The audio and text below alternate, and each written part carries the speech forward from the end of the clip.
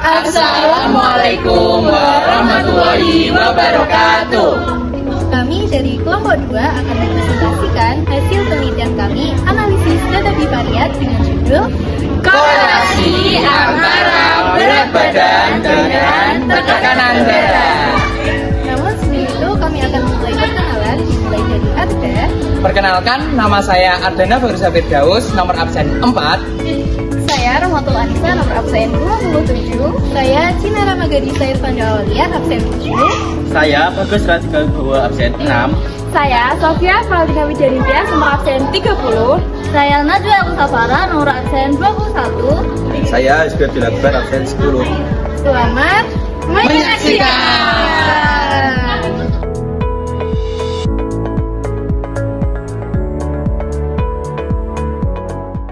Berat badan menjadi salah satu indikator fisik yang sering digunakan untuk menilai kesehatan seseorang. Kelebihan berat badan atau obesitas telah diidentifikasi sebagai faktor risiko untuk berbagai kondisi kesehatan, termasuk hipertensi atau tekanan darah tinggi. Hipertensi merupakan salah satu kesehatan utama yang terkait dengan peningkatan resiko penyakit kardiovaskular. Secara umum, peningkatan berat badan sering dikaitkan dengan peningkatan tekanan darah. Penelitian mengenai hubungan bivariat antara berat badan dan tekanan darah penting untuk memperjelas sejauh mana berat badan mempengaruhi tekanan darah pada populasi tertentu.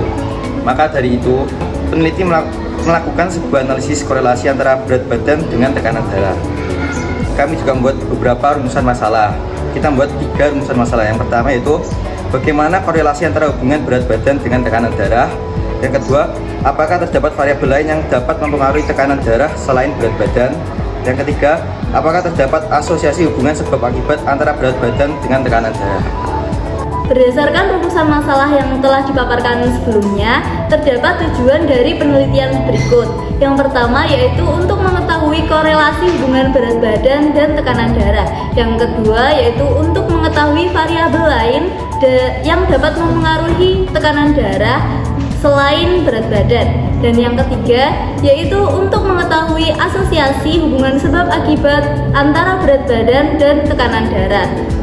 Selanjutnya yaitu manfaat penelitian.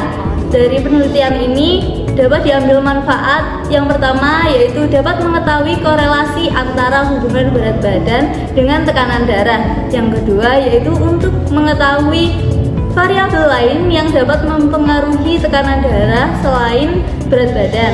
Dan yang ketiga yaitu dapat mengetahui asosiasi hubungan sebab akibat antara berat badan dan tekanan darah. Nah, yang selanjutnya adalah kita membahas kajian teori. Kita di sini memiliki 4 kajian teori. Yang pertama adalah statistika dasar, ukuran pengurusan data, penyebaran data, dan juga data bivariat. Yang pertama adalah statistika. Statistika adalah sebuah ilmu yang mempelajari bagaimana cara merencanakan, mengumpulkan, menganalisis, lalu menginterpretasikan, dan akhirnya mempresentasikan data. Singkatnya, statistika adalah ilmu yang bersangkutan dengan suatu data. Istilah statistika berbeda dengan statistik. Kemudian kita ke slide selanjutnya, yaitu data. Dalam penggunaan sehari-hari, data baik dalam bentuk angka maupun kata-kata mengacu pada fakta objek yang diamati. Sementara dari sudut pandang statistika, data merupakan fakta-fakta yang digunakan untuk membuat kesimpulan. Jenis data ada 2, yaitu data univariat dan data bivariat. Nah, data univariat. Analisis univariat adalah analisa yang dilakukan menganalisis setiap variabel dari hasil penelitian. Analisis univariat berfungsi untuk meringkas kumpulan data hasil pengukuran sedemikian rupa sehingga kumpulan data tersebut berubah menjadi informasi yang berguna. Kemudian adalah ukuran pemusatan data. Ukuran pemusatan data digunakan untuk mendapatkan gambaran yang lebih jelas mengenai sekumpulan data. Ukuran pemusatan data ini terdiri dari min, median, dan modus. Min adalah perhitungan untuk menghitung nilai rata-rata pada data berkelompok. Median adalah nilai tengah atau data yang terletak di tengah-tengah pada data berkelompok. Kemudian adalah modus. Modus adalah nilai yang paling sering muncul pada distribusi data berkelompok. Nah, ini adalah rumus pemusatan data. Min, median, dan modus. Min adalah X bar sigma F kali X bar F sigma F. Kemudian median B plus P dalam kurung setengah N min F bar F. Kemudian modus. modus sama dengan B plus B dalam kurung D1 per D1 plus D2. Nah, selanjutnya, ukuran penyebaran data. Ukuran penyebaran data adalah statistik yang menunjukkan seberapa tersebar atau bervariasi data dalam suatu himpunan.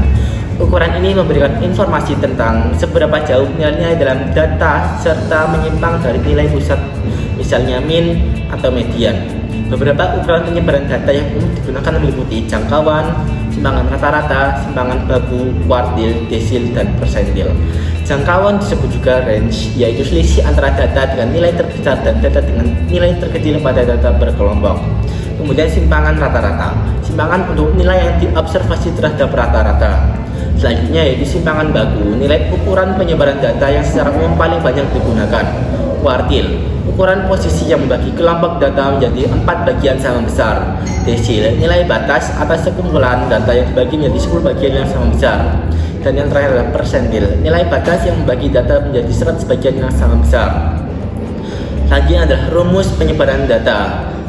Yang pertama ada simpangan rata-rata. Simpangan rata-rata bisa disimpulkan sigma F dalam kurung X1 XI min X bar per sigma FI.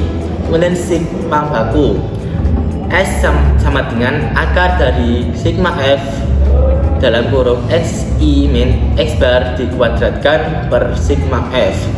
Kemudian adalah desil. Desil sama dengan B plus B dalam kurung DI min F per F. Kemudian persentil. PI sama dengan B plus B dalam kurung RI min F per F. Kemudian jangkauan menggunakan nilai tengah, R sama dengan XI kelas terakhir min XI kelas pertama. Menggunakan batas atas, R sama dengan batas atas kelas terakhir min batas atas kelas pertama. Kemudian yang terakhir adalah kuartil. Kuartil adalah kuartil 1, 2, dan 3.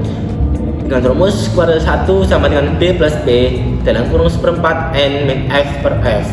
Kuartil 2 sama dengan B plus B dalam kurung 2/4 N min F per F. Kuartil 3 sama dengan B plus B dalam kurung 3/4 N min F per F.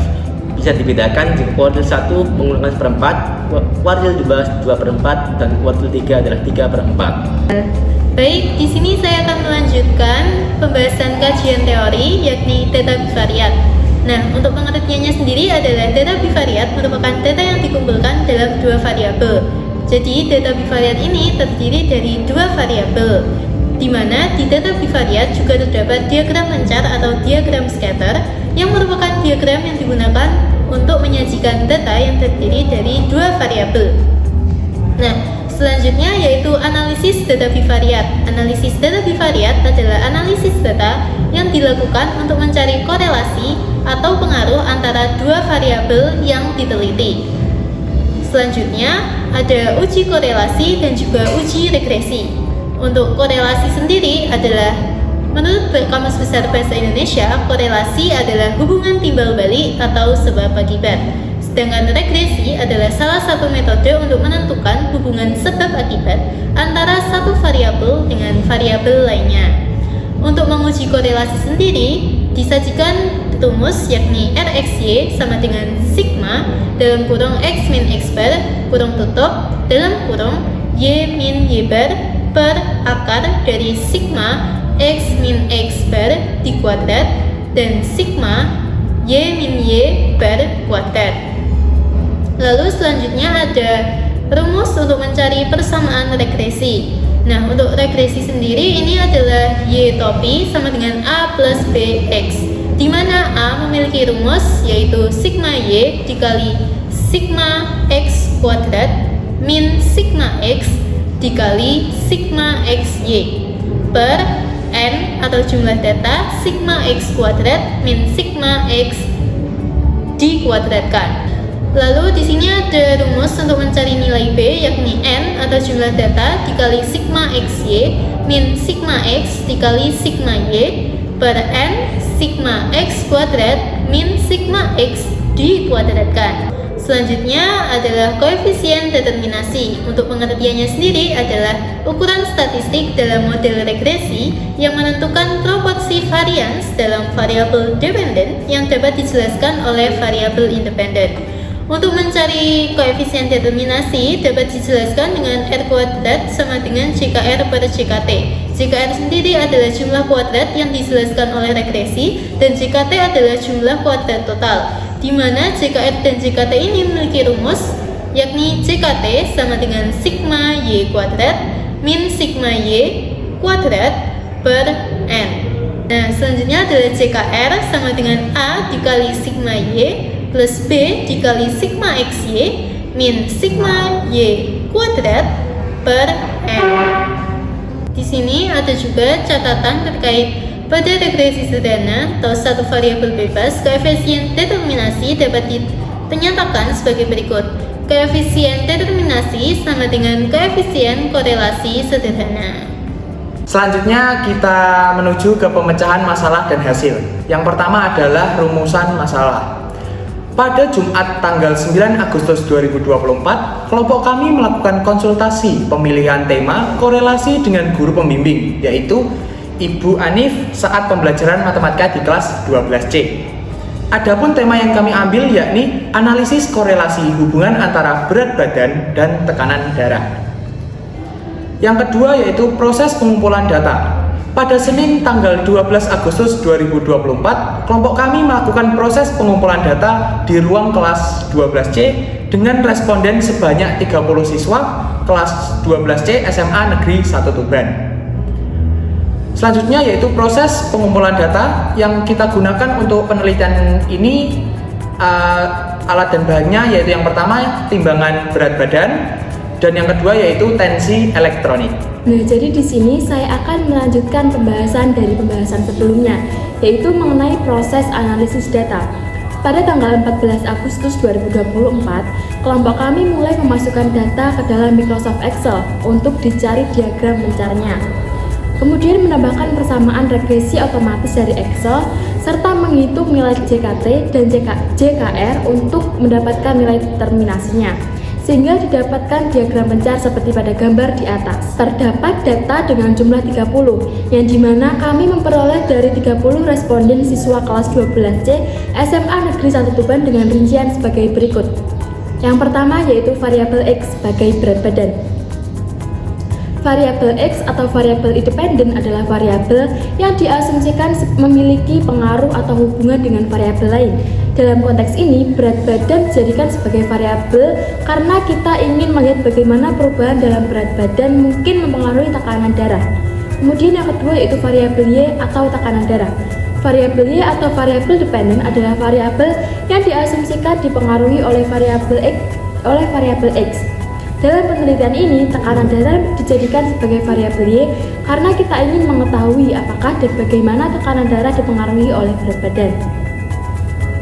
Kemudian untuk mempermudah perhitungan rumus, maka kami tampilkan beberapa rangkuman nilai yang didapatkan sebelumnya, yakni sebagai berikut.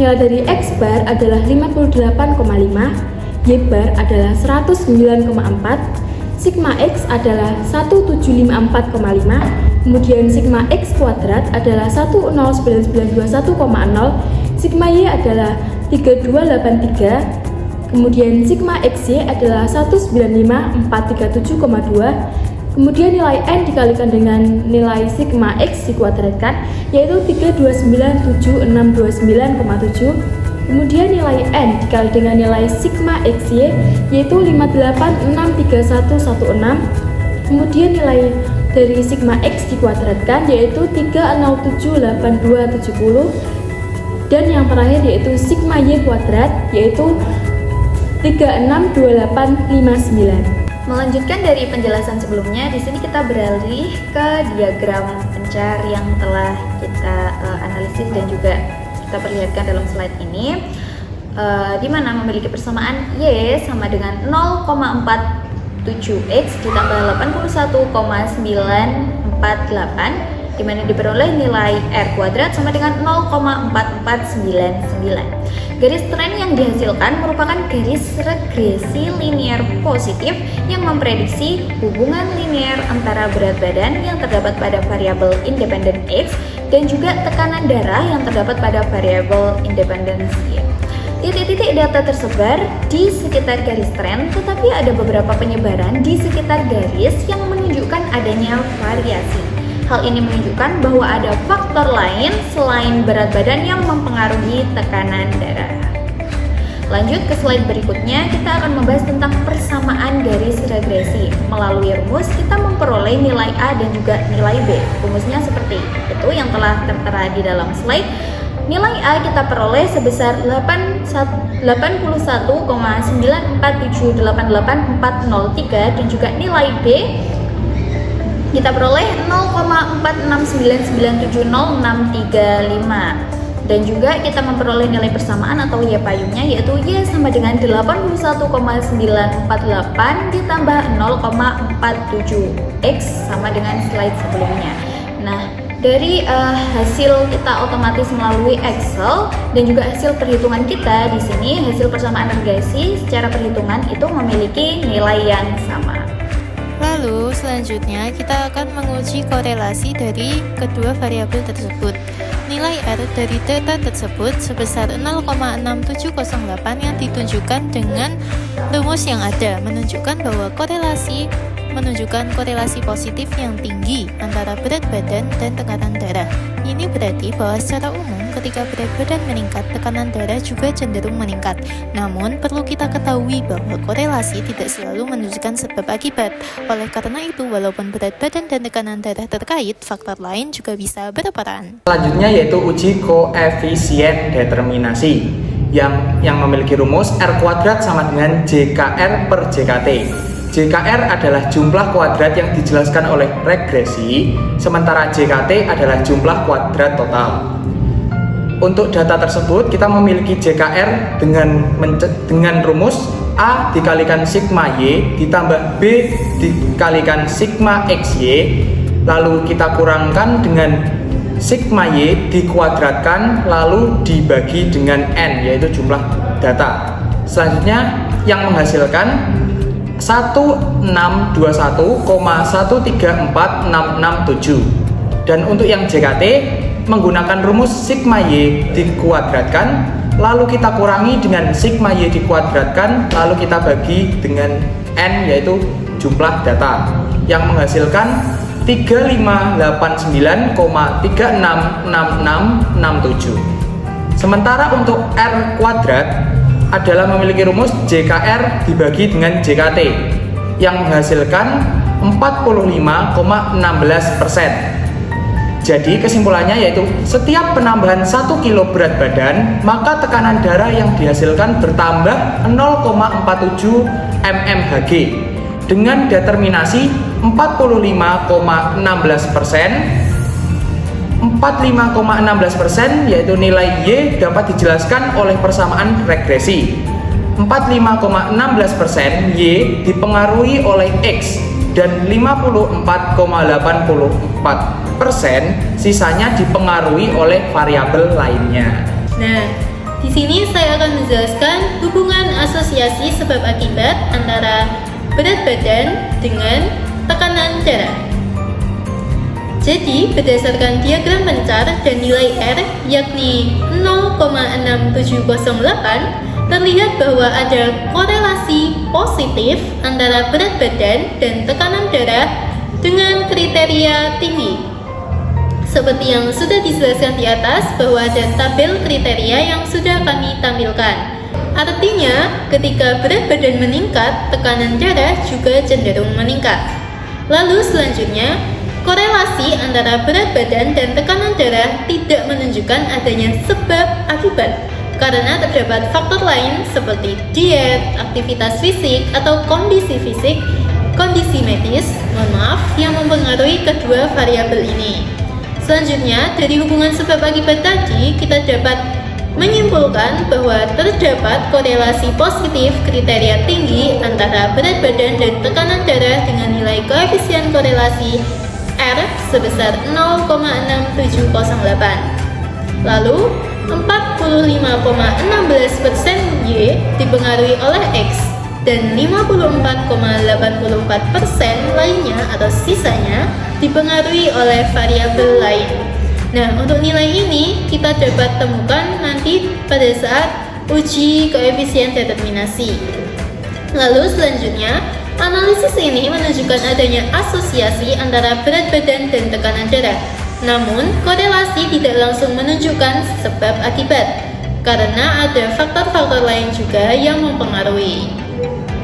Nah, untuk mengakhiri pembelajaran kali ini, kami dari kelompok 2 ada kata motivasi, yakni barang siapa yang menghendaki kehidupan dunia, maka wajib baginya memiliki ilmu. Dan barang siapa yang menghendaki kehidupan akhirat, maka wajib baginya memiliki ilmu. Dan barang siapa menghendaki keduanya, maka wajib baginya memiliki ilmu.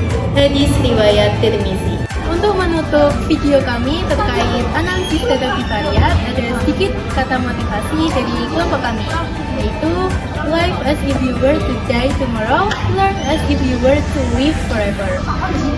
Hiduplah seolah engkau mati besok, belajarlah seolah engkau hidup selamanya. Kelompok 2, We love Burani.